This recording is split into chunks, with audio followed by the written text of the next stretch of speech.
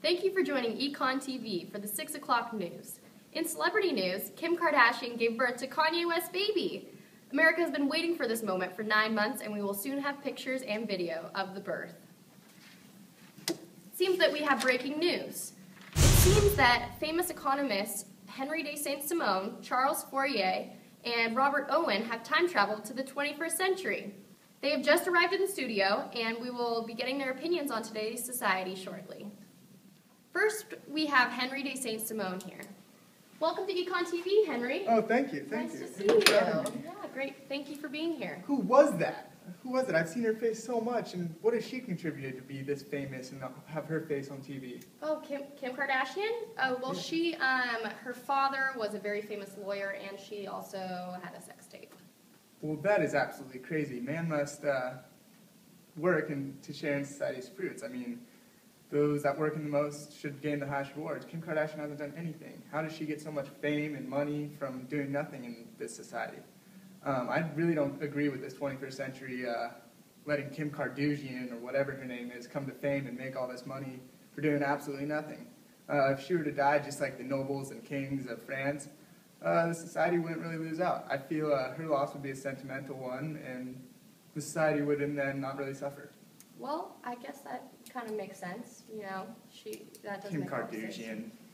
I'm sorry that you don't really like her so much, but well, thank you for your input, Henry. Of course. See where you're coming from. But we have another news story. We'll send it over to our correspondent in Ithaca, New York, to talk about the Ithaca hours and their new currency in that town. Do you want change in hours? Yes, I'd like my change in hours. I heard you talking about Ithaca hours, and I was wondering why would you use that instead of regular U.S. currency? One of the major reasons is to encourage people to buy local produce from local craftspeople, farmers, whatever you have, and it keeps all of the currency inside the community so that it's an economic plus for the community. Here's one of our favorite hours. Oh, that's so cool. You like that? Yeah. Everybody loves that. That's such a great idea. And now we have Robert Owen here to share his insight on the Ithaca hours. Hello there, Robert. Thank you for being here today. Nice to meet you. Nice to meet you, too. You know, those people in Ithaca, they really know what they're doing. You know, they're reshaping their destiny. They're not just idly standing by. They're being proactive. They're creating their own circumstance. And, you know, as man is a creature of circumstance. And to see the proletariat rise up like that, it really gives me hope. I tried this in America a long, long time ago, and the people just weren't ready. It failed miserably. But after seeing that, I think that I can create the kind of social change that I wanted to back then, now. It may be time for New Harmony Part 2. Wow, that's great, Robert. Thank you for sharing that insight. So now let's send it over to our correspondent, Brian Ross, with a story about child labor laws in the United States. It's an ugly secret in American agriculture, out of sight, far from the main roads. Children as young as 5-year-old Suli working in the country's fruit and vegetable fields. We found Suli and her 7- and 8-year-old brothers during an ABC News investigation in the blueberry fields of large commercial farms in Michigan. It's legal for young children to work on the family farm, but this is much different. Every year there are children who die in agriculture. These kids, they're working with sharp knives, sharp tools, heavy machinery, there are tractor rollovers. Hello, Charles. Excellent, excellent. How industrious those young individuals are. Thanks should be given to their parents for instilling work ethic in them from such a young age.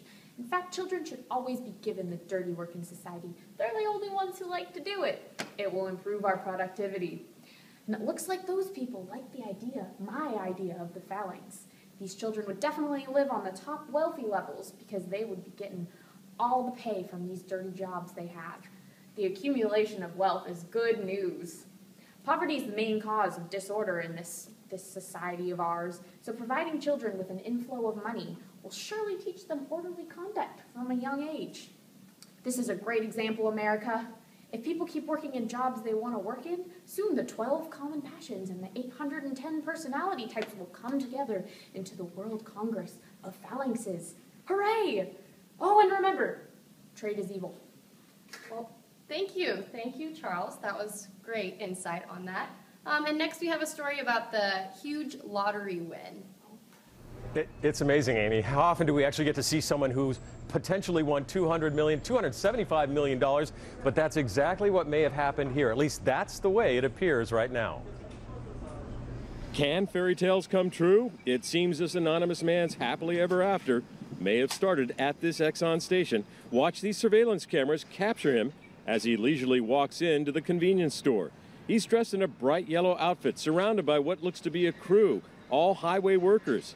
And then look here as he reaches deep into a pocket and fishes out what appears to be lottery tickets. Suddenly, he begins pumping his arms. The man came in here, he walked over there, and I heard him say he won. Excitedly, he asked the cashier, check the ticket for him. He wanted everybody to look to check to see he wasn't seeing things, and he wasn't seeing things. It was the right numbers. He then shows the ticket to another customer. He says, is this the right numbers? And I looked at him, I said, yeah, that's the numbers, man. You got them all. So, what do you all think about that lucky man winning $275 million? Let me get this straight. He just bought a $1 piece of paper and got $275 million out of it? Yes, that's true. Yeah, he won. Isn't that great? That makes no sense. How does one person get $275 million when it could be any of us? That's just what happens. That's how the lottery That's not works. fair. That's what happens in the lottery. It's a great thing, isn't it? No. People win a lot of money. We need to get out of here. Who needs this place? Let's go build a phalanx, guys. I hate the 21st century. Phalanx. We'll go. All right. Okay. Thank you guys for coming. Thanks for the insights shared by those great economists. And that's it for us here at ECON TV. Good night.